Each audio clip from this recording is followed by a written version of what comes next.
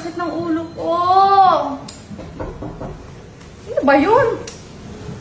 Masabay pa. Oh! Pars! Mars! Oh, Pars, anong ginagawa mo dito? Pasok mo na ba? Ano papasok mo? Hindi, may dala sa ulam, Mars. Oo, sige, pasok. Pasok. Ito. Salamat, Pars. Ano ba itong dala mo, Pars? Itlog, Mars. Itlog. Bagay yan sa Mars? Sa itim na hotdog. Itim na hotdog? Meron pa ganun? Masarap yan. Ay, sige, take it dito, Pars. Upo ka muna, Pars. Lalagay ko lang dun. Sige, Mars. Salamat, ha.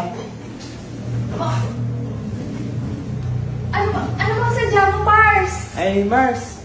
Kasi meron akong problema ngayon eh. Problema? Oo. Bakit ba? Ano bang problema mo, Pars? Yung Mars mo kasi palagi na lang nagtatrabaho, palaging busy sa trabaho, wala nang time. Naku, nakakalungkot naman. Nasaan ba si Mars ngayon? Nasa trabaho nga siya eh. Nasa trabaho siya? Oo. Pars, dapat nag-uusap kayong dalawa. Malaki nga yung sahod niya, wala naman siyang oras. Anong malaki?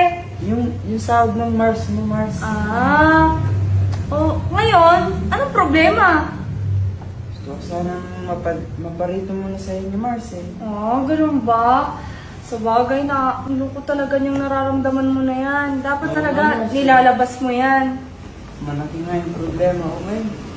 Tsaka dapat talaga yung mga ganyang emosyon, nilalabas mo yan. Gusto ko na ilabas mo, Mars eh. Anong gusto mong ilabas? Yung nararamdaman ko. Yung nararamdaman mo. Kasi syempre malungkot talaga yung mga ganyang, mga ganyang pangyayari. Lalo ganyan, na nawawalan siya ng oras sa'yo. Tapos nawawalan ka din ng sa kanya. Syempre, nagtatampo ka sa kanya. Ano bang matutulong ko? Yung dalawang Anong matutulong ko?